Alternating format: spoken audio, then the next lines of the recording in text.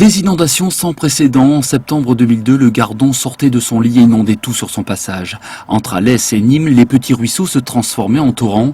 À Saint-Géniès de Malgoirès, les habitants ont vécu le pire des scénarios. 2 crues successives entraînant d'importants dégâts. Un traumatisme chez les habitants encore bien présent aujourd'hui.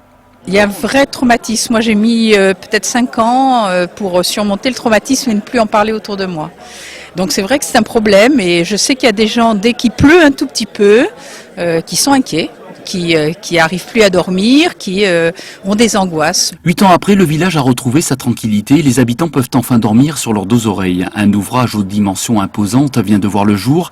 14 mètres de haut sur 200 mètres de large. Ce barrage construit en amont du village permettra de stocker entre 300 et 800 000 mètres cubes d'eau sur 18 hectares et ainsi protéger le petit village. Le risque zéro, il n'existe pas. L'ouvrage, on a eu des consignes validées politiquement qui étaient de stocker les petites crues. Donc les petites crues ne sont plus débordantes. Donc déjà, ça pour Saint-Géniès, c'est déjà une grande victoire. Et pour les grosses crues, les diviser par 2. Donc on ramène les conséquences des grosses crues aux conséquences de petites crues. Et du coup, on rentre plus dans une logique de bâtard d'eau et de protection à l'échelle de l'habitat. Donc la réduction du risque n'est pas totale, mais elle est très forte. Il aura fallu 6 ans et ce sont les collectivités qui ont mis la main à la poche. 5 millions d'euros, le prix à payer pour protéger les 900 habitants. Le Père Noël pour nous est passé à l'avance. Parce que par rapport à ceux qu'on a connus, on ne pensait pas un jour pouvoir vivre cette journée-là.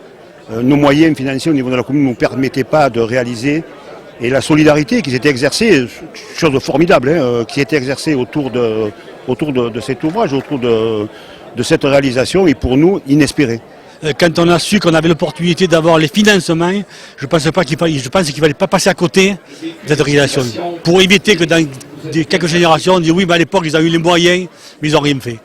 Et si par malheur le barrage ne suffit pas, un système de télésurveillance a été installé sur l'ouvrage. Les habitants auront de toute façon entre 6 et 8 heures pour évacuer le village en cas d'épisode pluvieux encore plus important que celui de 2002.